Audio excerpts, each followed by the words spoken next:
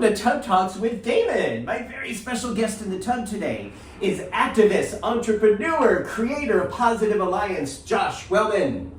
Hey, I'm so happy to see you. I'm happy to see you. It's been a long time. It has been. It's like sometimes I haven't seen people, or I'm not always even sure. I know we've met before, but I don't think we've ever actually had a sit down and hung out before. Certainly not here. Not in a bathtub. No. That I can remember. Yeah, well, we don't talk about my 20s. Yeah, well, I don't remember my 20s, so there you go. But it's great to see you. I'm glad you're here. You know, I like to begin every interview by asking my guests, what do you like most about your body? And I watched a couple interviews before I came, and I anticipated this question, and I thought, I can't pick a part right now, but what I think I like most about it is its resilience. Mm-hmm. I had a pretty serious back injury about 7 years ago that I was basically unable to walk for about 4 months. And sometimes it seemed like it would never be better again, but over time, I'm able to run again, and I'm able to climb again, and so I think it's resilience is my answer. Wow. Was this an injury from an accident or just? It was sort of an assault on the street sort of situation. Gosh. I was shoved off a platform and landed on my tailbone, essentially, sort of compressed the spine, hyperextended both legs, or both knees, so. I did not know this. So you were on a subway platform and someone... On a street, so, yeah. Someone came and pushed you into the street. Yeah. So, well, it was on a porch and it was off the porch, so, yeah, long story, but... I'm really sorry to hear that. Thank you for sharing that. Yeah, thank you. So you had to go through this experience of your body not being able to use your body the way that you were generally accustomed to. Right, yeah. And how was that? How did you adjust to that? Well, it was difficult, and I already had symptoms of PTSD from previous stuff that I had never really dealt with.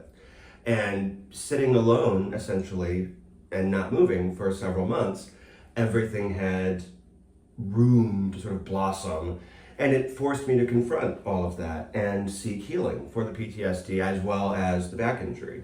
And so the adjustment was a tough one. I had supportive, wonderful friends who fed me very well, which caused me to gain a little bit of weight.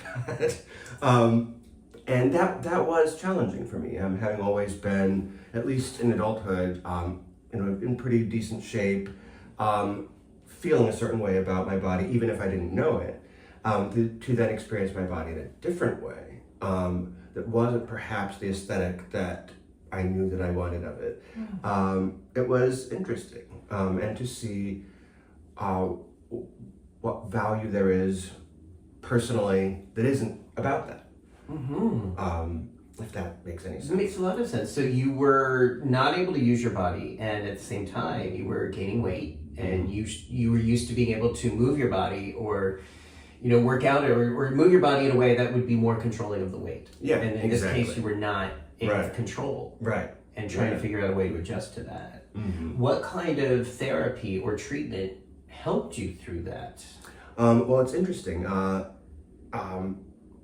It took a long time, actually. I was on a waiting list for a PTSD specialist for a couple years. And things were really rough for a therapist or a medical? A therapist, yeah. Okay. And she ended up being exactly what I needed. Asked the annoyingly perfect question sometimes, in that way that forces you to go deeper. And then together, I think we did pretty excellent work on healing the PTSD. What kind of work was that? Well, it was mostly talk therapy. Okay. And then we tried, for anxiety, marijuana was recommended. Yeah. I discovered that I hate marijuana. Okay. And it makes me paranoid and think that my best friends are going to kill me. So I have that too. I don't like marijuana. I really don't. Yeah. And for those reasons. It's not a moral thing. I just get very paranoid on it. Yeah. Not my thing. Not for me. Yeah. And so really it was just, talk, time, and tears. And which is, I think, what's her name? There is a well-known trauma therapist whose name I should know and say, because that's her slogan, but I forget what her name is. I'm so sorry, ma'am. Okay, well, look at that. Talk, time, and tears, though. So this was active talk therapy. Yes. Did she use a thing does the term reframing fit? Like, did she help reframe or change your mind in any way about the trauma? Was that part of the talk? I mean, I'm sure that certainly was. I think a very important part of it was contextualizing it to know that I'm not in danger now in any given moment. That the hypervigilance, which is the cause of so much heightened anxiety, and then can cause so many physical symptoms, that there are physical things you can do to calm that down, to recognize that this situation, even if it's the same place where something bad happened, you're not in danger right now. And so repeating that, really exercising your mind in that way. We're not in danger now. Yes, connecting the breath to the mind, to the body, to the muscles, to the tension that can exist for someone with trauma. And I found out through all of this how many more people have so much more trauma than I ever thought possible. When I started to be open about that, people opened up about their own situations, and I found that rewarding too. It makes you, when you hear someone else's story, you feel for them, but you are also less alone in your own, I think. So that is this idea of connection is healing. Yes. That is through human connection that we support and sustain, moving through. I don't even know if healing is the right word, but a moving through of the energy. Yeah. Not letting trauma get stuck in our bodies and our minds, that in a way that festers and prevents us from being able to live. Yeah. Right? So connection can be such an important way. Talking, touching is often a way that people can move the energy through. Right. Yeah. Okay. Thank you for sharing that. Thank you. And I think that's important. I know that people watching this are also going through, whether it's one singular trauma or a series of traumas that they're processing through, and are asking these questions and looking for ways to make it through. How to regulate when one feels unsafe. Right.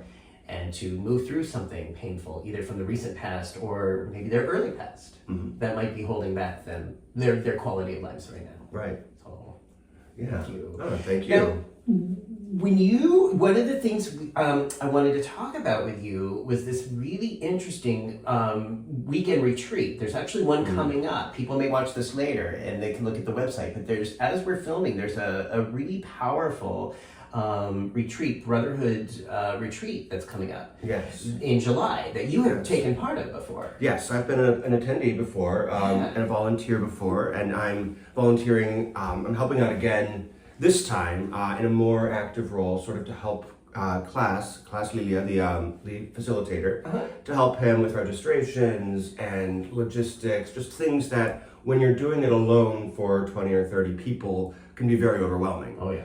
And so the retreat is one of the most valuable things that I get out of any given year.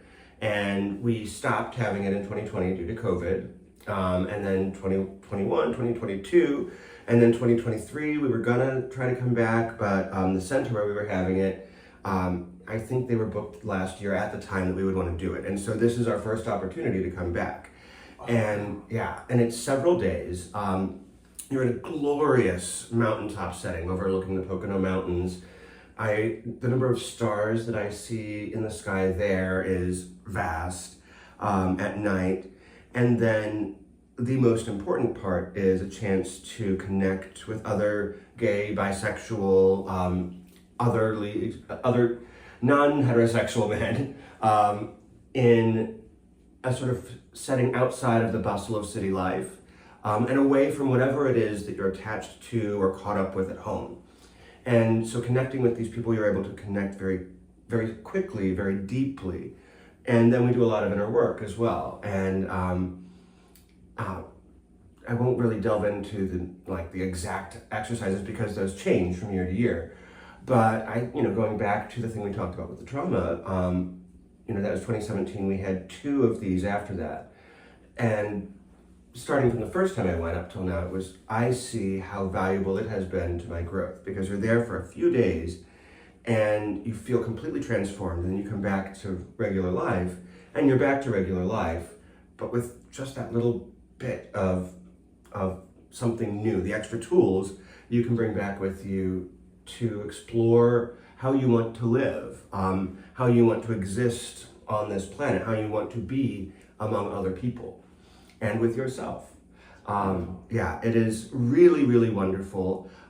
If you can come, you should. There are still spaces available. I think we have about 10 or 12 spots still open. Okay. Maybe a little bit more, I'm not sure. And so, yeah, do you have any questions about the retreat? Yeah, so what I'm hearing is that it really offers an immersive experience. Yeah. But it's not an experience that just you leave it there on the mountain. They Right. give you tools to integrate Yes. into your daily life. Yeah. And that these tools have actually helped you personally to cope and move through some of the trauma that you've been experiencing and facing. Yeah, that's right. Yeah. It's beautiful. So this retreat, as you said, primarily for gay, bisexual men. Mm-hmm. And it's like 3 days, 4 days? We arrive on the 11th. Check-in starts at 2 p.m., I think, and then dinner's at 6. And there's usually an evening session to get to know one another and then get settled in for the evening.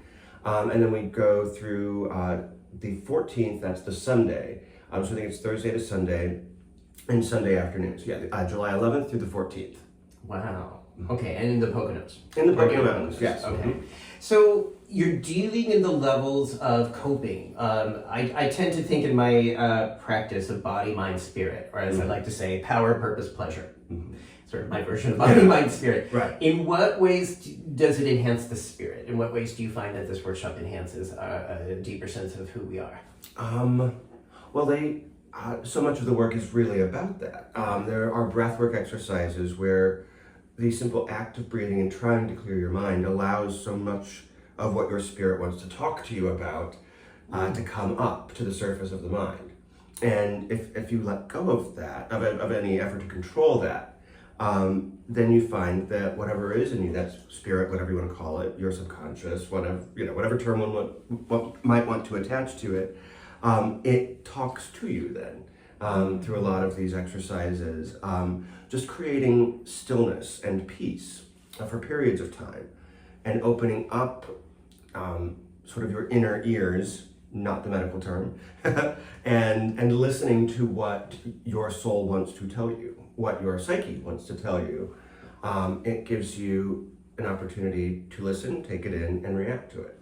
When so often we exist sort of in the front of our brain through our eyes in the direct world that we can see and touch right now without taking the space and the stillness to look inward. And this is a lot about looking inward. That's powerful. Especially like right now while we're filming this in the middle of New York. We're in Brooklyn, but we're in New York City, and pride is everywhere, every which way. Yeah. Even though I try not to overbook myself, I am booked in every which way. Mm-hmm. Suddenly 1 million people are in town. So all of that is like me trying to figure out with my eyes and my friend, like what do I do here? Where do I go there? What do I do next? And then after that, what do I do? And then what do I have to do? And it's all about Yep. And I think a lot of us, especially in New York, live our lives that way on a regular basis. Mm-hmm. We don't usually take time to slow down and be still and listen to the spirit. Or would it be, I think of it as intuition. Would that be the same? To listen to that inner voice, that spirit that is there within us, that's there to guide us. Yeah.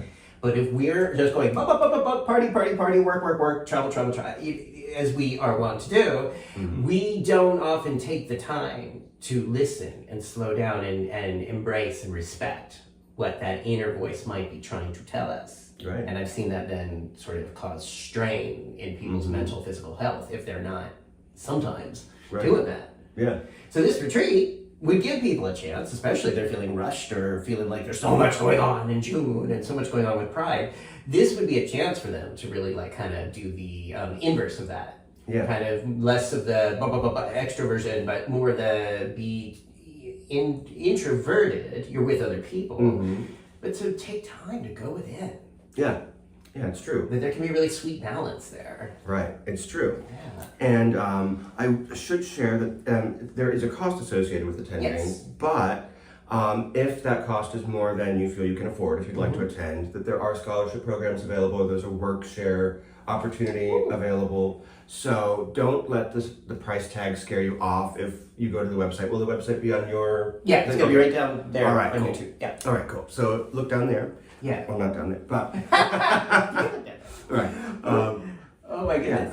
And so go to that website, and if you have questions, send an email to info@brotherhoodretreats.com, and we can answer those questions too. Wow. So there is a price there, but if someone's not able to make that price, there's often ways to get scholarships. Yeah. Or so that this is not. You do everything you can not to make it prohibitive because of the cost. Exactly. We don't want money to be the reason someone can't come. Oh, that's so important. Yeah. That's so important in healthcare, in retreats, and I know it's like we work in a capitalistic system. That's one of the balances I try to do as a healthcare worker and as a therapist, is to say, okay, yes, this is money, and I also want to make sure my services are available. But it's a very tricky balance. It is a tricky balance, and because it is not a profit-seeking enterprise, but he doesn't want to lose all of his money. Right. So makes sense. Yeah. What about, are there rituals or activities for people to connect and touch if they so choose? There are 3 meals a day, and there's downtime. Of course, people can go for a walk in the mountains. There's a beautiful lake down the mountain, and then there are more structured elements as well of getting to know you exercises, and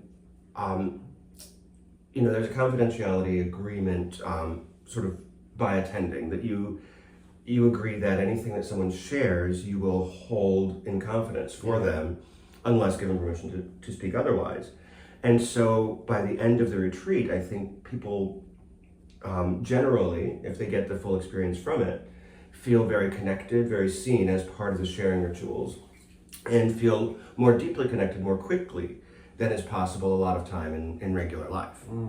And there are sometimes, it's a gentle platonic massage session some years. That's one of my favorites. Yeah, me too. and so yes, there are things like that, and they take various forms. Wow. Yeah. Okay. So some of the tools here have to do with connection. Yes. I think, again, when we're overwhelmed with events like Pride or, just summer, it's often hard to know how to find quality in the quantity. Like, you could be in a room of 100 people, 200 people, 300 people, and feel really lonely. Yeah. But when you know how to connect, or you know what you might be looking for in someone that you would want to connect with, I think that saves time. Yeah. It saves a lot of bullshit. Right. Yeah. I find, like, now, again, I'm no expert, I'm always still learning this too, but I find, like, if I'm in a crowded bar, I was just at Mother Disco this weekend, up the street at $3 bill. And I love disco music, but the place was packed. And I sort of avoid the big events, but I wanted to go to Mother Disco because it's disco. And I thought, it's a Saturday afternoon, so it's not going to be that bad. It was that bad. It was that bad. But I just noticed that it's sort of my natural thing at this point. I get a little introverted or shy in big crowds, but I always notice that there's other people there that feel the same way. Yeah. And sometimes we can strike up a really interesting conversation about how awkward we feel. And more than not, most of the people there feel like they're doing something wrong or they're out of place or they feel awkward. Right. And they all handle it in a different way. But I've learned through these workshops how to initiate that kind of conversation or pick up on that conversation or say, okay, I feel kind of awkward. Looks like he's feeling awkward too. Maybe we'll feel awkward together. Yeah. And just make that really simple. That makes a lot of sense. So learning how to use these tools that I've gotten from other workshops in the real world to have a better experience. Yeah. I think, we're in such a weird time historically because, we went from all those years with COVID where we couldn't gather. Right. Now it's almost like the light switch went on, at least in New York, so everything is open and everything is packed all the time. So we went from being completely alone to being in rooms with hundreds and other, people. Yeah. And I think it just throws people off. Well, and I think, sorry. And I think another thing, at least in Hell's Kitchen in Manhattan, is it's some of the same people, but so many of the people in these packed spaces are not the people that were there the night before the lights went out. Yeah. So many of them moved away. They found cheaper rent. They decided that they couldn't be alone in a shoebox for a year and a half and needed more space. And so that's an interesting change too, I think. And I think can can go to people's feelings of isolation, because you go back to the places that are familiar, but many of the people aren't. It's like beginning fresh in a way, and there's a good part to that, right?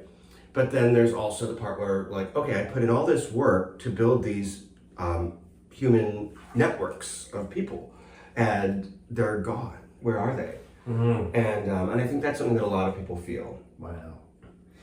Beautiful. Okay, so again, advantages have to do with enhancing the spirit, the inner voice, the tools, learning to find and build and sustain connections with other men. Any other advantages or points about this workshop that would be appealing for folks? Well, the food is usually amazing. Oh, okay. What kind of food?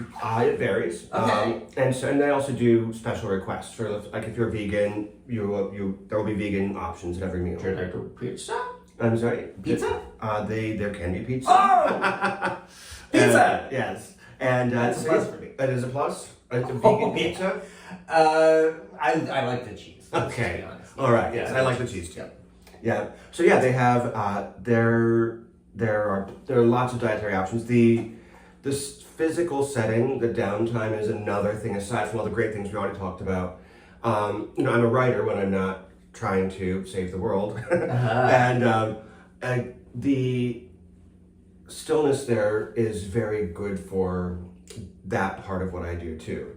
There isn't a ton of time for that because it is a programmed schedule, but there is time for that. Great. Yeah. Oh my goodness. So let's talk about the part of you that is saving the world. Or trying. Or working on saving the world. Again, another part of these interviews that keeps me inspired. Let's talk about Positive Alliance. Yes. So what is it? How did it happen? Well, so it started about 2009, just as a response for people who felt isolated or lonely surrounding issues of HIV and being at risk of contracting it. Dating surrounding it, dating someone who was positive, being positive.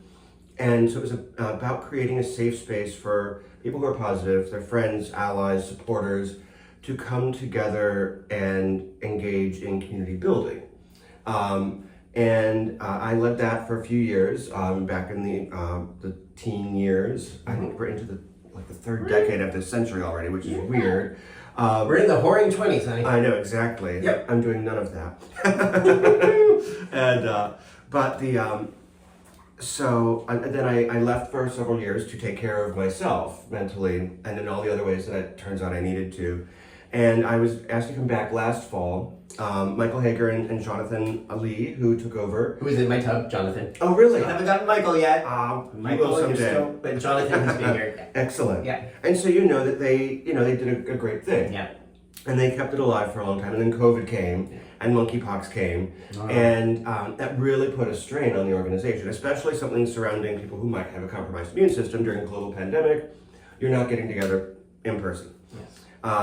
And so, after 9 years of doing it, they were a little burned out and asked if I wanted to come back. And I don't think that I wanted to, but I knew that I not had to, that I had a responsibility to myself and to the people who need this organization to try.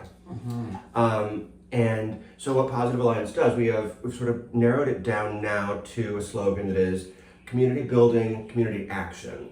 And the idea being these two pillars of community building, bringing people together around a common cause, but then community action. How do we make lives richer, better, longer for people who are positive, affected by HIV, or at risk of becoming HIV positive?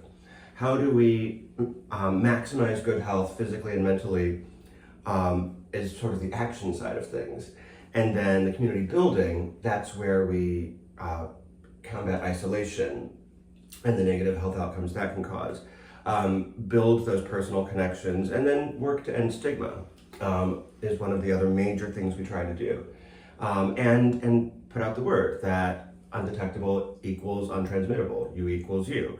To say, if you are not HIV positive and you want to stay that way, consider taking PrEP, and here are resources where you can obtain that.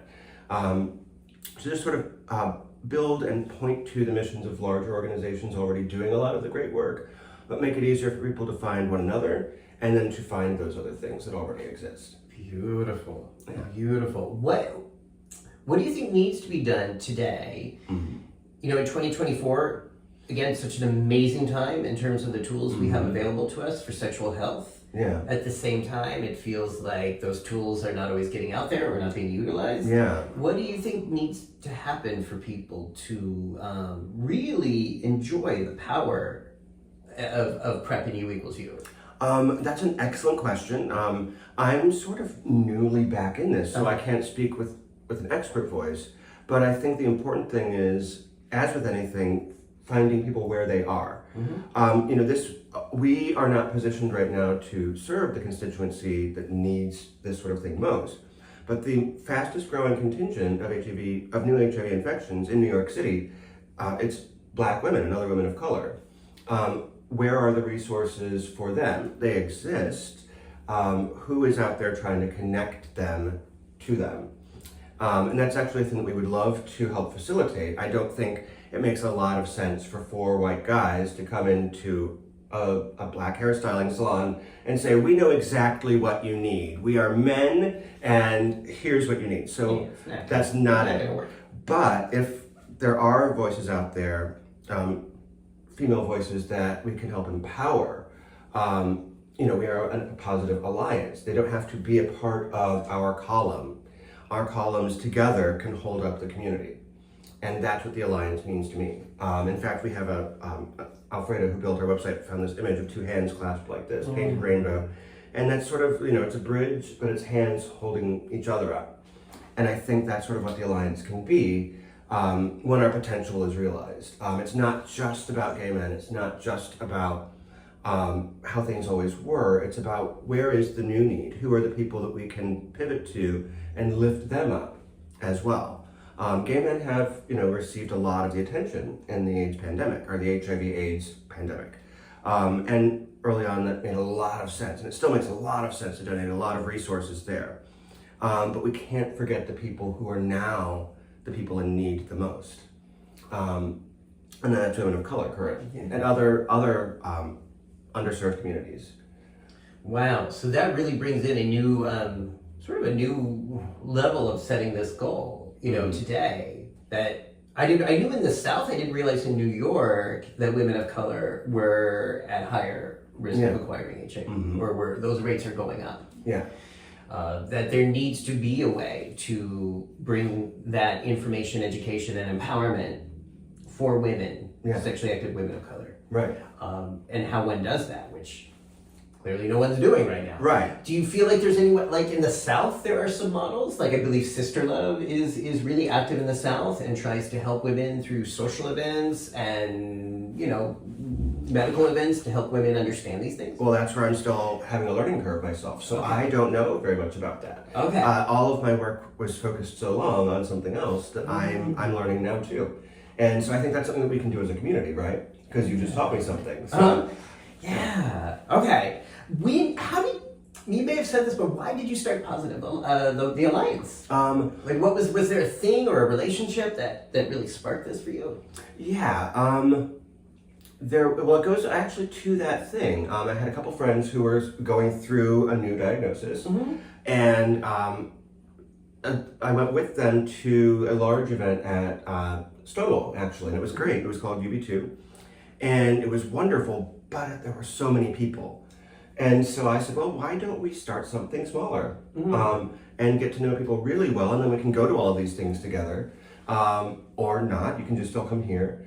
And so that was 9 people, I think, the first time, and then it was 13. And then Jacob Pring, the late Jacob Pring, who was a wonderful activist in Washington, D.C., Philadelphia, and New York, he started something in Washington and Philly and then brought it to New York. And so but the group that we started went, and he said, so this is yours now. And I was like, okay, here we are. And he focused on Washington and Philadelphia, and I focused on New York. And we grew from 13 people to, at the peak, I believe our mailing list was something like 1,500 people. And it was a community that really came together to support each other, to be present for each other. And And then now we're in a rebuilding mode, like so many places are, because of COVID and everything that entailed. And trying to figure out where the resources are best utilized. That's right. So we're actually where we need it. Yeah, we're doing a community survey right now toward that end, which you can find prominently displayed on our website, which we also need help with if you're a volunteer. So in that community survey, we're asking, so what are your real needs? We could go and say we know what we want to offer, and sure, we do have an idea of what we want to offer, but what do you need? What do people need? And we're starting to hear back slowly. Hopefully more people will answer soon. But the answers we're getting are already beginning to inform us that what we're hearing very often is, when we're asking where should we aim the action point, where can we start a conversation? Because we alone cannot lead a massive national conversation about a lot of these issues, or a statewide conversation, but there are big organizations out there that we can partner with and have these conversations. And one of the things we're hearing from a lot of people is people who receive benefits because of their HIV status, the HASA benefits. The work requirements really limit the quality of life. Their pay hasn't gone up since, I believe, the 90s. And with the current affordability crisis in New York City, that is really limiting people's quality of life. Granted, it's a small sample so far. We don't know if that is 10,000 people who have that problem, how many people have that problem, but at least a number of people who have answered our survey so far, that's one of the big issues. Housing. Housing and affordability, and the benefits they receive, blocking them from work and never going up. So you can't work, but you can't make more money. And the other thing I think Positive Alliance has taken on so well is the epidemic of loneliness. Yeah. Because so many, at least my recollection of these events that I can recall going back to 2009, were about having people being able to meet. Yes. People who are living with HIV, people not living with the virus, but those of us who have been affected with an A by HIV, our lives, even though we don't live with the virus, but have had our lives largely determined by this virus, and to really face and challenge some of the loneliness that people face, especially people living with HIV. Yeah. Now, I will say something, because in my little New York bubble, bathtub bubbles, these are the bubbles that I live in, I was so naive, because I thought, at least in New York City, that the message around you equals you had gotten out pretty successfully. I was believing that until a friend of mine came up at Folsom Street East 2 weeks ago, a man who's living with HIV, and was just telling me about this experience of hooking up with this guy, disclosing his status to him, and the guy was gracious about it. He wasn't mean, but he was like, oh, I suddenly have a phone call. Oh, my mother, I have to go. Right. Yeah. And it was very obvious that the thing that had stopped the energy was the disclosure that he's you equals you. Yeah. Undetectable and untransmittable. This partner he was with could not deal with it. 2024, June. Yeah. So clearly there is a need for groups of people to come together. Yeah. Different statuses, or perhaps a place where we don't even have to identify our status. In my opinion, I don't even know why we have to. There's really no need, in my opinion. There's absolutely no need. Nowadays. I don't believe so. Well, and you know what? Sorry, this is a little sideline. This is a little controversial, but I've been bottoming since 1989, and it has been my firm belief from there. I have never asked a partner his HIV status. Ever, ever, ever. You know why? Why is that? Because I have always believed it is 100% my responsibility. If I'm not going to get HIV, it is 100% my responsibility not to get HIV. It is no one else's responsibility. So when it comes to bottoming, that meant, back then, using a condom. Yeah. Or that he doesn't come inside me. That was the only way to get fucked and not get HIV back then. I started using PrEP in 2011. So that is the primary way now. But either way, I don't see any need. I have never seen the purpose. Back in the 80s and 90s, I'd be like, okay, so what if you tell me you're negative? Okay, well, where are you getting that from? And how do you even know? Because the testing wasn't adequate. What happened 3 days ago in your life? Right. So, the test back then only told you what happened 6 months ago. Right. So you got fucked last week. that doesn't tell me anything today. So that has always been my thing. Yeah. And I've always had partners, sexual partners, friends, and supported gatherings where a disclosure is not primary to emotional, sexual connection. Right. I don't see why that needs to even be part of the dialogue today. I don't know. What do you think? Am I a little too much? No, I don't think it's too much. I think that you're generally right. I do think that a lot of people will still have all of those questions and they want all of those answers. We try to create a safe space when we do an event where it is something that doesn't have to come up at all. It is understood that if you are there, you're either an ally or you're either infected or affected by HIV or a care provider, and that it is a safe space for that. What we discovered years ago was, Michael Hager actually does a great through line. This is a little bit of a sidebar, but of what HIV-related events were in the 80s versus the 90s versus after antiretroviral therapy, say that 5 times fast, and how things moved from a place of desperation or sadness through being a much more sexual thing to nowadays people just connecting. It's a more human connection nowadays, and of course we are very sex positive, get together, have fun.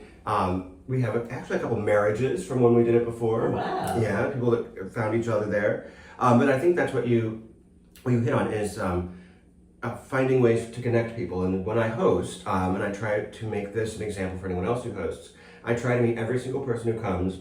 I try to find out a couple things about them and remember those things, and then know the other person in the room who might have that shared interest. Yeah. And then there's always someone there to connect people with each other. We had our first in-person relaunch of 2024 last month, and I had planned to give a speech and everything, but we realized that the room didn't need that. The room was just people sitting together, talking, reconnecting, connecting for the first time, and that's really what it was all about. And so we actually, our events are now on Thursdays. We're currently doing a virtual game night on Thursday, the third Thursday of each month. And we're going to move that, hopefully, to in person in August, just because I think there is a different level of connection you can have in person. We're going to try to keep some online things so we can connect with the people in Philadelphia and Washington too.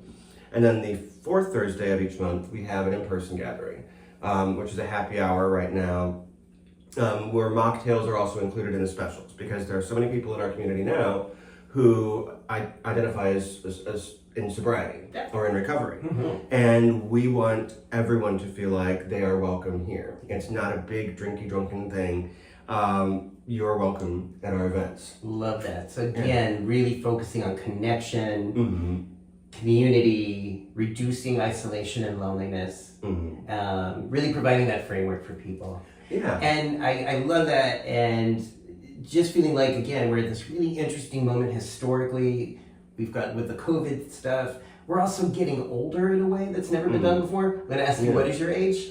29 again, of course. I am 44 and a half. Beautiful. I just had my half birthday. Beautiful. Yeah. So I feel like our I'm 53, and I feel like we didn't necessarily have a cohort of elders that were there for us when we were growing up to show us how to get older with empowerment and sexual liberation. Because unfortunately, so many of those men died of AIDS, and so many of them couldn't be out even when they wanted to be. Yeah. So I feel like, okay, you and I and our cohort are sort of figuring this out without a lot of blueprint. And to me, that's actually really exciting that we get to do that we get to learn this, and we get to figure this stuff out.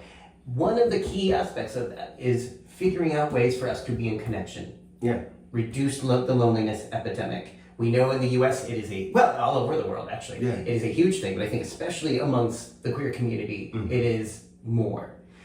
This event, the Positive Alliance event, and Brother Clace's event, the retreat that's coming up, which is right down below, these are the ways. And I'm sorry, I'm all about technology and Zoom, whatever, but to me, it is not the same as being in person, in proximity, touching some amazing people, or just meeting people and having a face-to-face conversation. For me, that connection can't be replaced by a computer. Right. So I do think it's important for us to think about A, what it means for us to live in connection and community as we get older, and B, go for it. If this event, look it up, this might appeal to you, and maybe you're just finishing with pride and feeling a little like you got a pride hangover, or feeling really, really exhausted, like, oh, I can't do anything else. And if that's occurring, you may want to think about, well, pride is a lot about having a quantity of experiences. Brother Clace's workshop that you're going to be at is going to be about quality. You're going to get a real 3.5 days, fresh air, deep skills, spiritual breathing, creative nourishment, and wonderful connections with people like you that's really going to benefit your life and help us all think about the tools we want to have for getting older in a way that's celebratory. Right. Did I say that right? I think you said it very well, yeah. You know, and that's also like why I started this bathtub interview thing. Yeah. Like, you know, because it was just like, hey, after I turned 50, I really lost any capacity to give a fuck anymore about anything. Mm-hmm. And it was just like, I wanted to have in-person conversations with amazing leaders, people who are doing amazing work in the world, who inspire me to be a better person. And have these conversations in a way that's not already being done 100 times over. But it also has helped me to feel connected in this community of ours. So, yeah. And I think, too, to sort of pull things together, I think what both of these events, or, you know, the organization, which has a series of events, and the retreat, there's a shared trauma in queer history, not just because of HIV, but because of oppression, of having to hide for so long. And I think together, as we get older, we're only going to get older if we stay alive and we deal with our trauma. We've lost a lot more people from Positive Alliance or in my gay circle of friends to overdose and depression than we have ever to HIV since I've been aware of it as a grown-up. Mm-hmm. And so I think healing our trauma is key to keeping our friends alive and keeping ourselves alive so that we can form those blueprints for how to live in empowerment into ripe old age. Maybe long enough for gene replacement therapy. Like we need it. So. Thank you for that. Okay, so if people want to, again, the links will be down below. Positive Alliance to the men's retreat that we're talking about coming up in the Poconos, and then that link will be there in case you're seeing this after this event and you want to check out future events, because I think they're going to be doing more. If people want to follow you, what's the best way to do that? If they want to follow me, I am the Josh Wellman on Instagram and on Facebook. I don't accept all Facebook friend requests. I've been getting a lot since I've been back. And then I don't use the site formerly used as known as Twitter very much anymore. So Instagram is one good way to do it. And also you can find our organization at /Pos Alliance at anything. So Instagram, Facebook, X. What else? Great. You'll find us at our website, posalliance.org. And if you need any updates, just they'll be updated below if you're watching this on YouTube. Josh, thank you so much for stopping by. Thank you so much for having us. My pleasure. And if you like this interview and you want to see more conversations with amazing leaders who are changing the world and combating the loneliness epidemic and making this like this new place, subscribe down below. Because there's there's almost 150 episodes now of just our conversations about how we can take the tools we've learned and develop and nurture them into ways that can make our community a safer, more joyful place for all of us. And so those are the Tough Talks down below. Subscribe. Thank you, everybody. Bye. Thank you. Thank you.